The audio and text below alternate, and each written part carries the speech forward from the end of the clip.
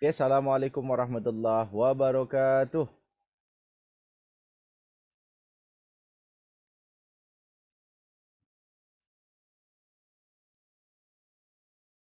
Apakah suara saya tidak terdengar jelas? Assalamualaikum warahmatullahi wabarakatuh.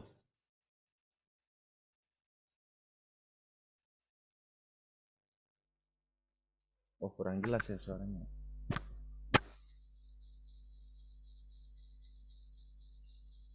Chat. Oke. Oh, sudah dijawab. Ya, udah baik. Saya anggap jelas lah ya.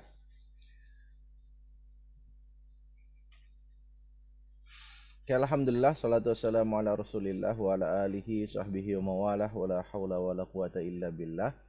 Dalam puji bagi Allah yang masih memberikan kepada kita nikmat iman, Islam, sehat walafiat sehingga pada kesempatan ini kita bisa bertemu virtual melalui program Zoom untuk membahas tentang satu tema yaitu hakikat dan hijrah dan hakikat kemenangan. Karena kita akan bicara tentang dua peristiwa besar yang sebentar lagi kita hadapi yaitu pergantian tahun baru Hijriah, lalu peringatan kemerdekaan Republik Indonesia. Yang ada dua kata kunci di sana, yang pertama hijrah dan yang kedua adalah kemenangan atau kemerdekaan. Ya, baik. Kita pada kesempatan kali ini menggunakan metode tafsir maudhu'i, yaitu tafsir yang menggunakan tematik gitu ya, tafsir tematik. Nah, yang pertama kita akan membahas tentang satu hal yang mendasar dulu, bahwa hijrah adalah kebutuhan setiap manusia untuk mendapatkan kemenangan dan solusi atas permasalahannya. Zaman dulu Rasulullah Muhammad SAW selama 13 tahun berdakwah dengan penuh kesabaran, dakwah akhlak, dakwah tauhid dan seterusnya. Namun yang beliau dapatkan adalah penentangan, kan, pembangkangan, bahkan penghinaan, bahkan fitnah dan seterusnya. Dan Allah ingatkan Rasulullah dalam surah Al-Anfal ayat ke-30. Surah Al-Anfal ini adalah surah Madaniyah. Tapi khusus untuk ayat 30 ini adalah ayat Makiyah. Wa idh yamkuru bikal ladzina kafaru liyuthbituka aw yaqtuluka aw yukhrijuk wa yamkuruna wa yamkurullahu wallahu khairul makirin. Dan ingatlah ketika orang-orang kafir memikirkan daya upaya untuk terhadapmu, untuk menangkap dan menjarakanmu atau membunuhmu atau mengusirmu, mereka memikirkan tipu daya dan Allah menggagalkan tipu daya itu, dan Allah adalah sebaik-baik pembalas tipu daya. Dan tipu daya yang paling kita ingat dalam kisah sejarah hidup Nabi Muhammad SAW adalah ketika pertama kali tipu daya itu, makar itu direncanakan di Darun Nadwah. Darun Nadwah adalah sebuah tempat berkumpulnya para pemuka-pemuka kabilah yang ada di Makkah gitu ya pada khususnya. Nah, Darun Nadwah itu kabilah masing-masing bermusyawarah. Di situ mereka mencari cara untuk menyingkirkan Nabi Muhammad, karena pada dasarnya mereka meyakini bahwa Nabi Muhammad itu ada di pihak yang benar. Hanya saja hawa nafsu mereka tidak menghendaki agar mereka menerima kebenaran itu karena bertentangan dengan hawa nafsu mereka. Oleh karena itu mereka memikirkan apa cara yang harus dilakukan. Ada sebagian orang yang mengatakan, "Yaudah kita bunuh aja." Tapi ada orang mengatakan, kalau kita bunuh nanti keluarga besar Bani Hashim akan marah kepada kita dan akan terjadi pertumpahan darah. Lalu apa ada usul lain? Yaudah kalau begitu kita usir aja keluar daerah. Kalau kita usir, yang terjadi adalah dia akan bisa mempengaruhi orang lain, dan akhirnya ketika kekuatan sudah terkonsolidasi, mereka bisa menyerang kita dan kita bisa kalah gitu.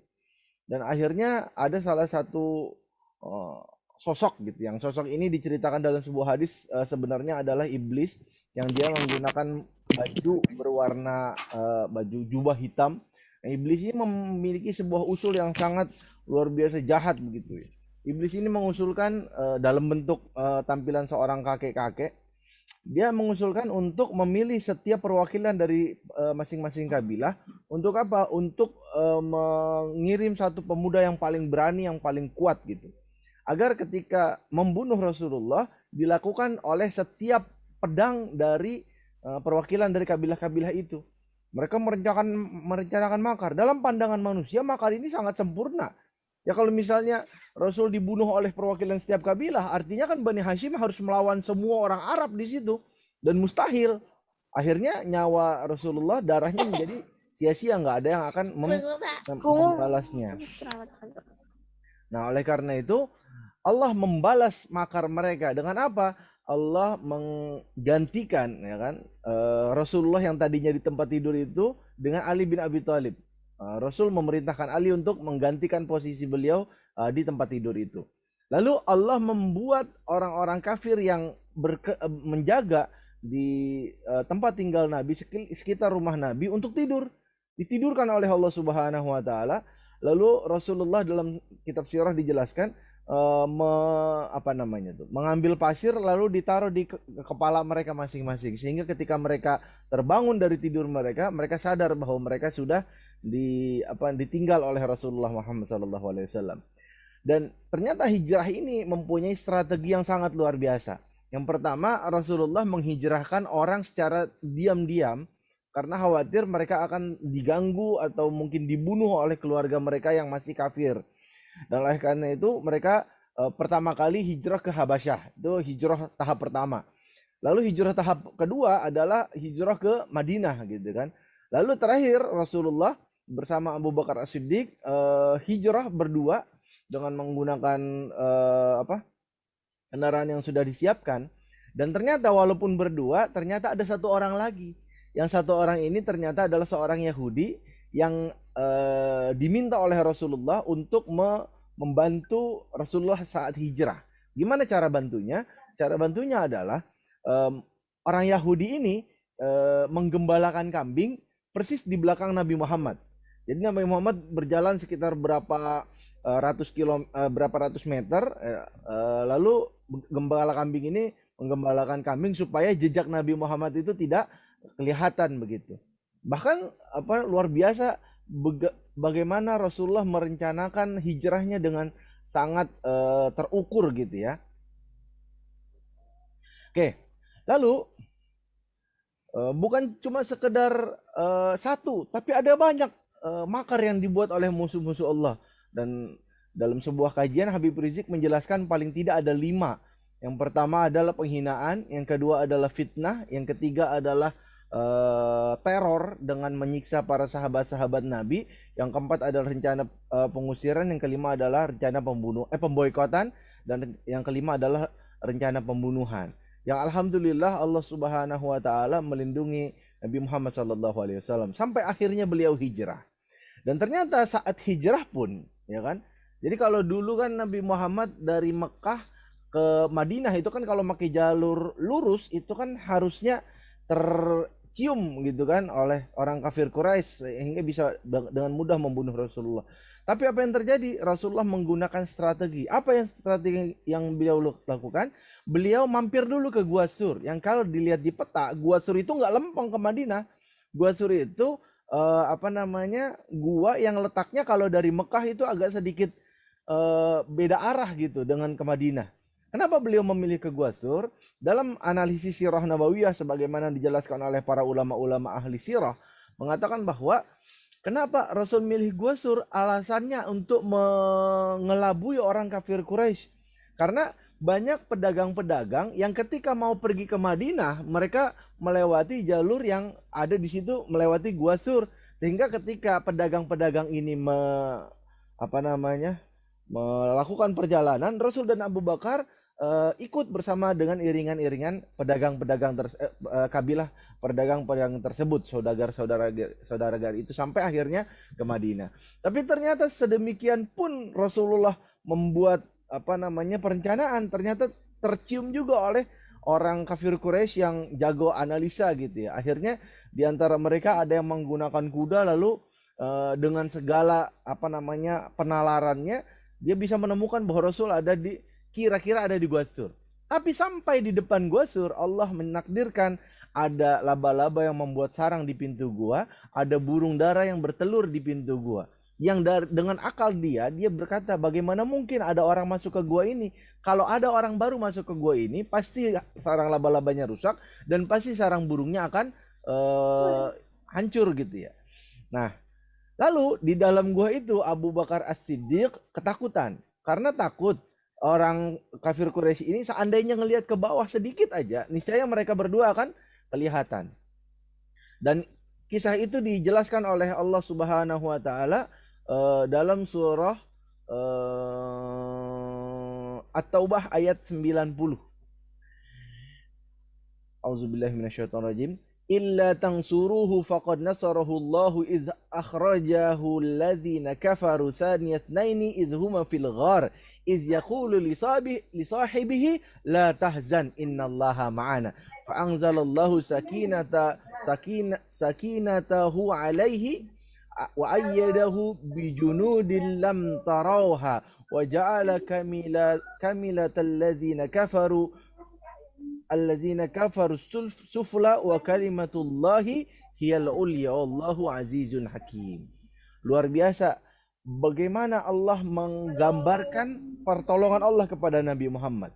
Rasul dari Mekah ke Madinah dalam keadaan terusir, tidak diinginkan. Kalau pakai logika manusia biasa, artinya kan beliau dalam posisi kalah. Tapi ternyata apa kata Allah? Allah mengatakan bahwa Rasulullah dalam kondisi ditolong oleh Allah dan itu artinya menang. Dan itu artinya menang. Dan Rasulullah Muhammad SAW bahkan menggembirakan hati Abu Bakar As-Siddiq dengan kalimat yang kita semua sama-sama pasti hafal. La tahzan innallaha ma'ana. Jadi ternyata kalimat itu konteksnya adalah dalam konteks hijrah. Jadi yang namanya hijrah, baik itu hijrah makaniyah, hijrah tempat, intiqal, perpindahan dari satu tempat ila makanin akhar, ke tempat yang lain, atau hijrah ma'nawiyah, hijrah dari satu kondisi menuju kondisi yang baik. Nah, sedikit saya jelaskan tentang fikih hijrah ya. Kalau hijrah yang dimaksud adalah hijrah perpindahan tempat, maka hijrah dari negara mayoritas orang kafir, yang dihuni oleh orang kafir, kepada negara yang dihuni oleh mayoritas orang Islam itu hukumnya wajib menurut para ulama. Tapi kecuali dua hal. Yang pertama, orang yang nggak punya kemampuan untuk pergi ke negara Islam, negara yang mayoritas dihuni oleh orang Islam. Karena dalam pandangan Ahlus Sunnah wal Jamaah, sebuah negara disebut negara Islam jika memenuhi 3 syarat. Yang pertama, pemimpinnya adalah orang Islam. Yang kedua, masyarakatnya mayoritas orang Islam, walaupun tidak semuanya. Ya. Yang ketiga, syiar-syiar Islam dihormati di sana. Jadi ada azan, ada orang menyembelih kambing saat Idul Adha, ada orang takbiran saat malam Idul Fitri dan seterusnya. Jadi syiar Islam dibebaskan di sana, tidak ada masalah. Dengan demikian berarti Indonesia menurut pemahaman Ahlus Sunnah wal Jamaah adalah termasuk di antara negara Islam, walaupun statusnya dalam konstitusi tidak dikatakan sebagai negara Islam. Karena negara Islam itu punya banyak bentuk. Ya, negara Islam bisa bentuknya khilafah Rasyidah seperti Abu Bakar, Umar, Utsman, Ali. Atau negara Islam bisa bentuknya muluk, raja-raja seperti khilafah Bani Abbasiyah, khilafah Bani Umayyah, khilafah Bani Utsmani dan Turki Utsmani dan seterusnya. Itu khilafah juga. Dan itu termasuk Darul Islam. Oleh karena itu ini sekaligus membantah ya keyakinan orang-orang Khawarij yang mengatakan Indonesia ini negara kafir. Tidak, demi Allah Indonesia adalah negara Islam dan itu adalah keyakinan Ahlus Sunnah wal Jamaah. Oke. Lalu ayat yang berkaitan dengan hijrah juga, tapi sebelum ke situ saya mau jelasin ini dulu. Jadi ayat ini turun saat Rasul hijrah. Ya. Ini saya mau sedikit masuk ke ulumul Quran ya, buat pengayaan aja. Jadi dalam ulumul Quran ada namanya ayat maki dan ada ayat namanya ayat madani. Para ulama berbeda pendapat tentang status penentuannya, bagaimana cara menentukannya. Ada yang bi'itibari makanin nuzul, berdasarkan turunnya ayat. Kalau berdasarkan turunnya ayat, berarti ayat yang turun di Mekah disebut ayat makiyah, atau ayat yang turun di Madinah disebut ayat madaniyah. Permasalahannya adalah setelah Rasul hijrah ke Madinah, Rasul kan kembali lagi ke Mekah untuk melakukan Fathu Mekah. Dan di Fathu Mekah itu turun ayat juga.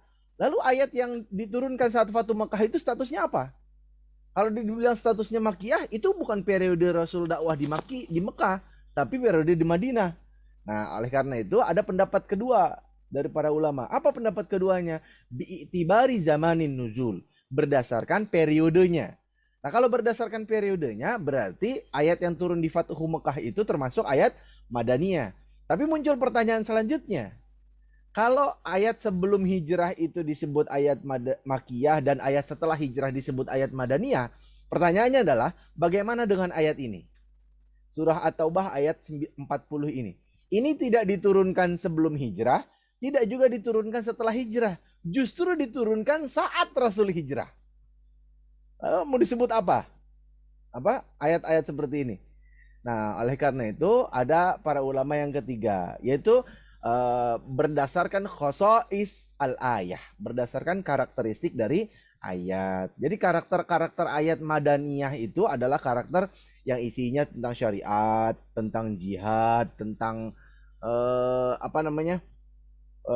hukum-hukum halal haram, itu biasanya di Madaniyah. Ya, semua ayat tentang jihad itu adalah ayat Madaniyah kecuali surat Al-Ankabut ayat kedua kalau saya nggak salah, 2 atau 4 gitu.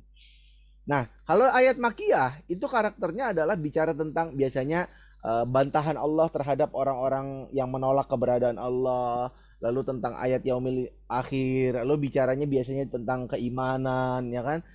Lalu kalaupun Allah menggunakan ismun nida, panggilan, maka yang digunakan biasanya adalah ya ayyuhan nas biasanya.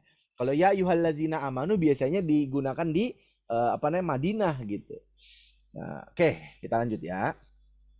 Nah, saat Rasul hijrah ya, sudah sampai di Madinah, hal yang paling hal yang paling lumrah manusiawi adalah Rasul kangen sama kampung halamannya. Rasul kangen dengan tempat kelahirannya. Bagaimana Rasulullah sebagai pribumi Mekah diusir, ya, tidak diharapkan keberadaannya hanya karena beliau menyampaikan kebenarannya, kebenaran itu ditolak oleh hawa nafsu.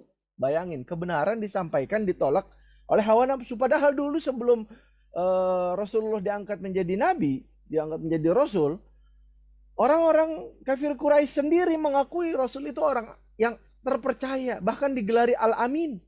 Beliau orang yang menggagalkan terjadinya pertumpahan darah antara kabilah-kabilah di Arab. Seandainya Rasul tidak melakukan tahkim, melakukan pendamaian, memberikan solusi kepada mereka terkait peletakan peletakan Hajar Aswad. Nah, niscaya mereka akan bunuh-bunuhan itu perihal peletakan Hajar Aswad. Tapi Rasul memberikan solusi, akhirnya mereka tidak berbunuh-bunuhan. Dan sejak saat itu Rasul disebut sebagai Al-Amin. Bahkan Rasul dipercaya. Orang kalau mau nitip hartanya biasanya nitip ke Rasul. Karena percaya nggak bakalan hartanya berkurang dan nggak pernah istilahnya hartanya hilang di tangan Rasul.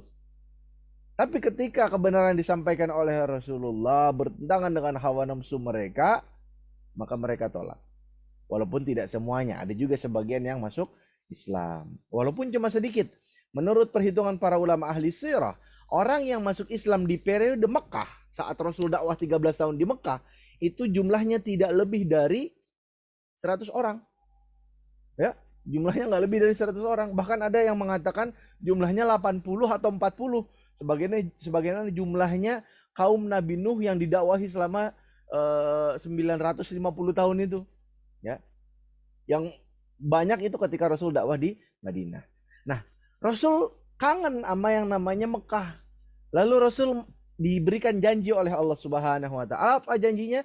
Innalladzi farada 'alaikal Qur'ana laradduka ila ma'adin qur rabbi a'lamu man ja'a bil huda wa man huwa fi dhalalim mubin. Sungguhnya yang mewajibkan kamu melaksanakan hukum-hukum Al-Qur'an, siapa itu? Yaitu Allah.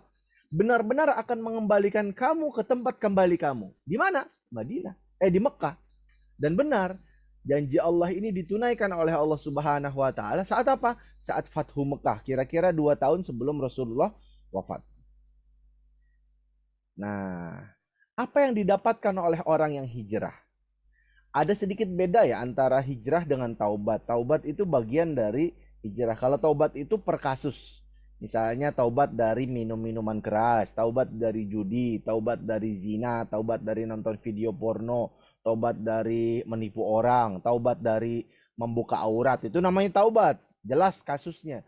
Tapi kalau hijrah itu lebih ke perubahan dari satu tempat dengan segala karakter dan kondisinya menuju ke tempat baru dengan segala karakter dan kondisinya, atau tetap berada di tempat yang sama tapi dengan pola pikir, pola hidup yang berbeda dari sebelumnya. Nah, jadi hijrah itu bisa bermakna makan tempat, bisa juga di tempat yang sama tapi beda kondisi, beda pola pikir, beda orientasi hidup, beda cara hidup. Itu juga disebut sebagai hijrah. Keuntungan di dunia bagi orang yang hijrah adalah Allah janjikan, "Wa man yuhajir fi sabilillah." Jadi yang disebut fi sabilillah bukan cuma jihad, tapi hijrah juga disebut fi sabilillah. Jadi ada orang yang hijrahnya fi sabilillah, ada juga yang orangnya hijrahnya bukan fi sabilillah. Nanti kita jelaskan dalam tafsirnya. Yajid fil ardi muraghaman katsira wa sa'ah. Ya, dia akan menemukan di dunia itu muraghaman katsira, banyak tempat-tempat hijrah, wasa'ah, dan rizki yang banyak. Wa may yakhruj min baitihi muhajiran illallah wa rasulihi summa yudrikhu yudrikhul mautu faqad waqa'a ajruhu 'ala Allahi wa kana Allahu ghafurur rahim. Dan barang siapa yang keluar dari rumahnya dengan maksud berhijrah kepada Allah dan Rasulnya, kemudian kematian menimpa mereka sebelum sampai ke tempat yang dituju, sungguh telah tetap pahala di sisi Allah, dan Allah adalah Maha Pengampun lagi Maha Penyayang. Lalu bagaimana tafsirnya? Nah, saya menggunakan tafsir Ibnu Katsir aja karena waktu kita nggak banyak. Menurut Imam Ibnu Katsir, ayat ini menganjurkan untuk hijrah dan memberikan semangat untuk memisahkan diri dari orang musyrik, bahwa kemanapun orang mukmin pergi, niscaya dia dapat menemui tempat berlindung dan penghidupan yang menaunginya. Janji Allah dalam ayat ini ada dua hal yang didapatkan dalam kehidupan dunia. Yang pertama, muraghaman. Para ulama beda pendapat tentang kata muraghaman. Ada yang menafsirkan sebagai, Imam Ibnu Katsir menjelaskan secara bahasa, maknanya adalah tempat yang kokoh untuk menyelamatkan diri dan membuat musuh-musuh tidak dapat berkutik. Atau menurut Imam Ibnu Abbas, sahabat Nabi yang paling fakih tentang Al-Quran, atau menurut Ad-Dahhak, itu salah satu ulama ahli tafsir juga di periode tabi'in dan lain-lain, mereka menafsirkan maksud dengan muraghaman itu adalah berpindah dari satu tempat ke tempat lain. Atau menurut Sufyan bin Uyainah, kalau saya nggak salah, ini salah satu dari 4 guru Imam Syafi'i lama berguru kepada mereka. Ada Sufyan bin Uyainah, ada Malik bin Anas, ada 4 kalau nggak salah. Nah, ini kalau nggak salah satunya. Nah, beliau menafsirkan kata muraghaman artinya tempat untuk menyingkir dari hal-hal yang tidak disukai. Dan di Mekah Rasul mendapat tekanan dan seterusnya, tentu beliau nggak nyaman gitu, nggak suka dengan kondisi itu. Nah, beliau mendapatkan di Madinah tempat yang luar biasa, ya. Lalu yang kedua, Allah janjikan wasa'ah.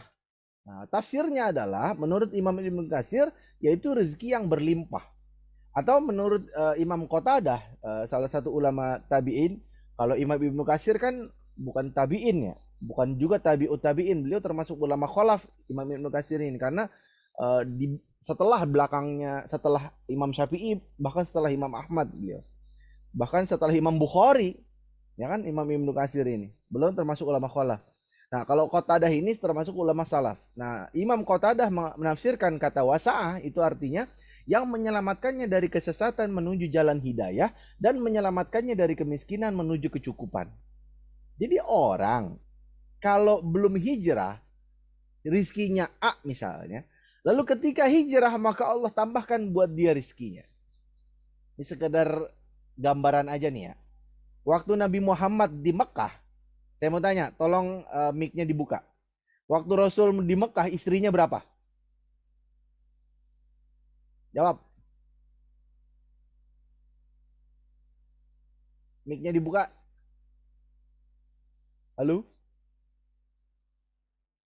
Waktu Rasul di Mekah, istrinya satu, namanya Siti Khadijah. Setelah beliau hijrah ke Madinah, istrinya banyak apa satu?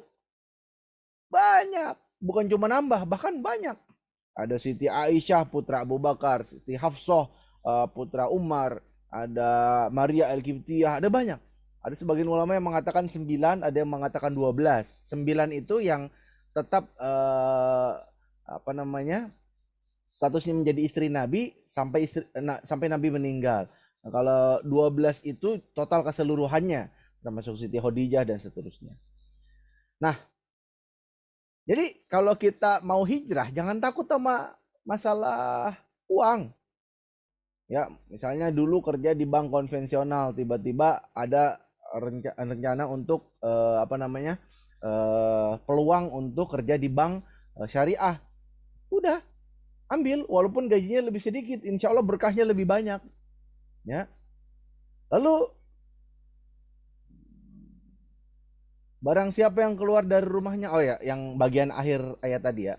Barang siapa yang Imam Ibnu Katsir menafsirkan adalah barang siapa yang keluar dari rumahnya dengan niat untuk berhijrah, lalu di tengah jalan dia meninggal dunia, maka ia telah memperoleh pahalanya di sisi Allah, yaitu pahala orang yang berhijrah. Itu luar biasanya Islam. Walaupun baru bab niat, lalu belum selesai dikerjakan apa yang diniatkan, lalu dia mati, maka dia tetap dapat pahala apa yang belum dikerjakan itu. Beda kalau niat tapi nggak dikerjain padahal hidup dan bisa ngerjain, itu tetap gak dapet ya.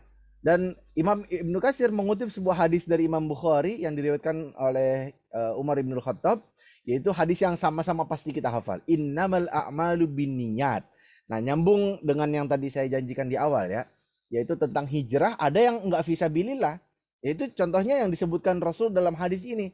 Hadis ini kan lengkapnya begini, innamal a'malu binniyat wa innamal likulli imri'in ma nawa faman kanat hijratuhu ila Allah wa rasulih fa hijratuhu ila Allah wa rasul wa man kanat hijratuhu ila dunya yusibuha aw imra'atin yankihuha fa hijratuhu ila ma hajara ilaih. Sesungguhnya segala sesuatu tergantung niat, dan orang akan mendapatkan apa yang dia niatkan. Barang siapa yang hijrahnya untuk Allah dan Rasulnya, maka Allah dan Rasulnya akan membalas. Dan barang siapa yang hijrahnya untuk dunia yang dia inginkan, atau karena wanita yang ingin dinikahi, maka dia akan mendapatkan ya maksimal sebatas apa yang dia inginkan doang. Nah, dan ini terjadi karena hadis ini ketika Rasul mengomentari seorang laki-laki yang ikut pergi ke Madinah, niatnya bukan buat hijrah, tapi niatnya untuk menikahi seorang wanita, ya. Lalu Imam Bukhari mengutip sebuah hadis yang terkenal, yaitu tentang kisah di Bani Israel, yaitu pembunuh 99 orang yang akhirnya genap membunuh 100 orang. Ini seorang laki-laki dari kaum Bani Israel membunuh 99 orang, kemudian melengkapi pembunuhannya menjadi 100 orang. Yaitu seorang ahli ibadah. Kenapa? Karena ketika ia bertanya tentang jalan taubat, si ahli ibadah mengatakan pintu taubat telah tertutup baginya. Kemudian ia bertanya kepada seorang alim, apakah masih ada taubat bagiku? Ya kan? Jadi yang pertama ditanya orang yang ahli ibadah tapi nggak punya ilmu, nggak luas ilmunya. Yang kedua ditanya adalah orang yang berilmu. Makanya kalau kita bertanya harus lihat-lihat orang yang kita tanya, ya kan? Kalau yang kita tanya orang yang nggak berilmu, jawabannya kayak begini. Pintu tobat udah ketutup. Astagfirullahaladzim. Allah nggak pernah nutup pintu tobat, dia bilang ditutup. Siapa yang berhak nutup-nutup ketika Allah membuka? Lalu orang alim ini menjawab, tidak ada yang menghalang-halangi antara kamu dan taubat. Hal ini diungkapkannya dengan nada balik bertanya. Kemudian orang alim itu menyarankan agar ia berpindah ke tempat lain dari negerinya menuju negara lain. Di negeri tersebut penduduknya menyembah Allah. Ketika laki-laki itu berangkat meninggalkan negerinya untuk berhijrah ke negara lain tersebut, di tengah jalan kematian menimpanya, maka berselisih pendapatlah malaikat rahmat dan malaikat azab. Bahkan malaikat debat loh. Malaikat rahmat mengatakan bahwa laki-laki ini datang untuk bertobat, sedangkan para malaikat azab mengatakan bahwa ia masih belum sampai ke negeri yang dituju.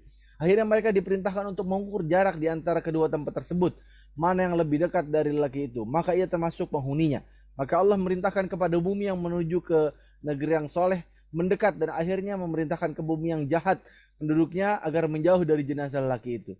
Jadi kalau kita pakai redaksi hadis ini, sebenarnya laki-laki yang mau tobat ini jaraknya masih dekat, belum begitu jauh, belum sampai ke tempatnya, bahkan belum sampai setengah. Tapi dengan kasih sayangnya Allah, Allah mengetahui bahwa laki-laki ini memang niat untuk bertaubat kepada Allah, niat untuk hijrah lebih baik, maka Allah lipat tanah itu, dilipat oleh Allah sehingga dekat ke tempat tujuan, dan tanah itu dijauhkan oleh Allah sehingga jauh dari tempat asalnya dia. Lalu apa? Eh, Maka Allah merintahkan bumi itu, oke. Akhirnya malaikat menjumpai bahwa jenazah laki-laki itu lebih dekat 1 jengkal, bayangin, lebih dekat 1 jengkal ke negeri yang menjadi tujuan hijrahnya. Kemudian ia dibawa oleh malaikat rahmat. Kemudian menurut riwayat lain, tadi kan riwayat Imam Bukhari, dan menurut riwayat yang lain, ketika maut datang menjemputnya, ia sempat membalikan badannya ke arah negeri yang menjadi tujuan hijrahnya. Jadi sempat dia balikan badannya itu sebelum dia meninggal. Lalu dalam riwayat Imam At-Tabrani, Imam Ibnu Katsir mengutip riwayat Imam At-Tabrani, Rasul bersabda, sungguhnya Allah telah berfirman bahwa barang siapa berangkat untuk berjuang di jalanku, berperang untuk memperoleh ridauku dan membenarkan janji-janjiku serta iman kepada Rasul-Rasulku, maka ia berada dalam jaminan Allah. Ada kalanya Allah mewafatkannya dalam pasukan itu, maka Allah masukkannya ke dalam surga. Dan ada kalanya dia kembali dalam jaminan Allah, sekalipun ia mencari budak, maka kami memberinya, hingga Allah mengembalikannya kepada keluarganya bersama dengan apa yang diperolehnya berupa pahala dan ghanimah. Ghanimah itu harta rampasan perang. Dan ia telah memperoleh sebagian dari karunia Allah, lalu mati atau terbunuh atau ditendang oleh kudanya atau oleh untanya atau disengat oleh serangga atau mati di atas tempat tidurnya dengan kematian apapun yang dikehendaki oleh Allah, maka dia adalah orang yang mati syahid.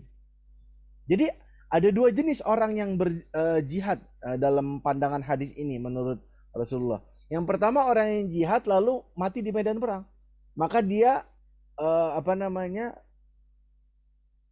atau belum berjihad bahkan, maka dia mendapatkan pahala jihad.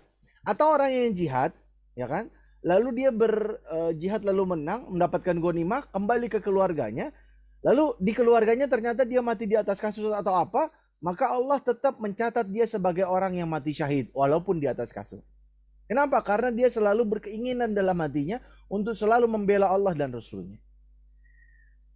Rasulullah Muhammad SAW dalam hadis riwayat Imam Abu Ya'la pernah menjelaskan bahwa barang siapa yang berangkat haji lalu ia meninggal dunia sebelum sampai ke tujuannya, maka dicatatkan baginya pahala haji sampai hari kiamat. Barang siapa yang berangkat umrah lalu ia meninggal dunia, maka dicatatkan baginya pahala umrah hingga hari kiamat. Barang siapa yang berangkat jihad di jalan Allah lalu dia mati di tengah jalan, maka dicatatkan baginya pahala yang berjihad sampai hari kiamat. Inilah bentuk rahmah dan kasih sayang Allah Subhanahu wa taala. Lalu apa yang didapatkan oleh orang yang berhijrah di akhirat? Nah, dalam surah Al-Imran ayat 195 Allah menjelaskan yang artinya, maka orang yang berjihad, fallazina hajaru wa ukhrijum min diyarihim, lalu dia diusir dari kampung halamannya, wa uzu fi sabili, dan dia disakiti di jalan Allah. Dia taat tapi disakiti sama orang kafir. Wa qatilu, dia berperang, dan yang dibunuh, la ukaffiranna anhum sayyi'atihim, maka Allah akan menghapus dosa-dosanya, wa udkhilannahum jannatin tajri min tahtiha al-anharu sawaban min indillahi wallahu indahu husnul ma'ab. Dan dia akan dimasukkan ke dalam surganya Allah Subhanahu wa taala yang mengalir sungai-sungai di bawahnya sebagai pahala di sisi Allah, dan di sisi Allah lah pahala yang baik. Lalu bagaimana menurut Imam Ibnu Katsir tentang makna fallazina hajaru? Yang dimaksud orang yang berhijrah adalah orang yang meninggalkan negeri kemusyrikan lalu datang ke negeri keimanan hingga berpisah dengan kekasih-kekasihnya, teman-temannya, sahabat karibnya, dan para tetangganya. Dia meninggalkan semua yang dicintainya untuk Allah. Nah, itulah orang yang hijrah. Hijrah nggak hanya bermakna meninggalkan orang yang kita cintai untuk Allah. Hijrah juga bisa bermakna kita tetap berada, tetap berteman sama mereka dan seterusnya, tapi kita tidak mengikuti keburukan-keburukan mereka, ya kan? Dan berusaha untuk mendakwahi mereka dengan semampu kita. Lalu wa ukhriju min diyarihim menurut Imam Ibnu Katsir yaitu yang diusir dari kampung halamannya. Mereka dipersempit oleh kaum musyrik dan berbagai macam gangguan yang menyakiti hati sehingga terpaksa mereka harus keluar dari tengah-tengah mereka. Karena itulah maka Allah disebutkan dalam lanjutannya wa udzu fi sabili. Lalu tafsirnya adalah sungguhnya kesalahan mereka pada orang-orang hanya karena mereka beriman kepada Allah, dan itu bukan kesalahan. Tapi bagi orang kafir itu kesalahan sehingga mereka disakiti karenanya. Lalu waqatalu waqutilu. Nah, ditafsirkan adalah hal ini merupakan tingkat yang paling tinggi dan kedudukan paling terhormat. Yaitu apa? Ketika seorang gugur di jalan Allah, kudanya disembelih, wajahnya dibasahi dengan darah dan debu, intinya dalam kondisi jihad. Lalu apa yang didapatkan oleh orang-orang ini? Yang didapatkan adalah la ukaffiranna anhum sayyiatihim. Maka pasti akan aku hapuskan kesalahan mereka, wala udkhilannahum jannatin tajri min tahtihal anhar. Dan pasti akan aku masukkan ke dalam surga yang mengalir di bawahnya. Apa tafsirnya? Dari celah-celahnya mengalir sungai-sungai yang beraneka ragam rasanya. Ada sebagian ulama yang mengatakan benar nih, dijelasin di sini. Ada susu, madu, khamar, air tawar. Ada 4.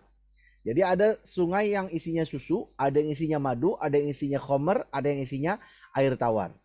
Dan masih banyak lagi kenikmatan lain yang gak pernah kelihatan oleh mata kita, belum pernah terdengar oleh telinga kita, bahkan belum terdetik dalam hati seorang manusia pun. Jadi kenikmatan surga dan juga dahsyatnya siksaan api neraka itu dalam Al-Quran hanya kira-kira gambaran yang kira-kira bisa mampu dipahami oleh manusia. Hakikat sebenarnya nggak pernah kedengeran sama pikiran kita, nggak pernah kedengeran kuping kita, nggak pernah kelihatan sama mata kita, nggak pernah kepikiran oleh kepala kita, otak kita, dan nggak pernah terdetik dalam hati kita sedikit pun. Itu namanya surga dan dahsyat dan neraka. Sawabam min indillah, pahala di sisi Allah. Pahala tersebut dikaitkan dengan Allah dan dinisbatkan kepadanya untuk menunjukkan apa? Bahwa dia Allah maha besar, karena yang maha besar lagi maha mulia tidak akan pernah memberi kecuali pemberian yang berlimpah dan sangat banyak. Wallahu indahu husnul ma'ab, dan pada Allah pada sisinya pahala yang baik. Ya, ini apa? Tempat pahala yang baik dan bagi orang yang mengerjakan amal baik. Ibnu Hatim meriwayatkan bahwa Shaddad bin Aus ya pernah berkata, "Hai manusia, janganlah kalian berburuk sangka terhadap Allah dalam keputusannya, karena sesungguhnya Dia tidak pernah berbuat aniaya terhadap orang mukmin. Karena itu apabila seorang di antara kalian mendapatkan sesuatu yang disukainya, hendaklah ia memuji Allah. Apabila ia tertimpa sesuatu yang tidak disukainya, hendaklah ia bersabar dan mengharapkan pahala dari Allah, karena sungguhnya hanya di sisi Allah lah terdapat pahala yang baik. Wallahu a'lam bishawab. Assalamualaikum warahmatullahi wabarakatuh.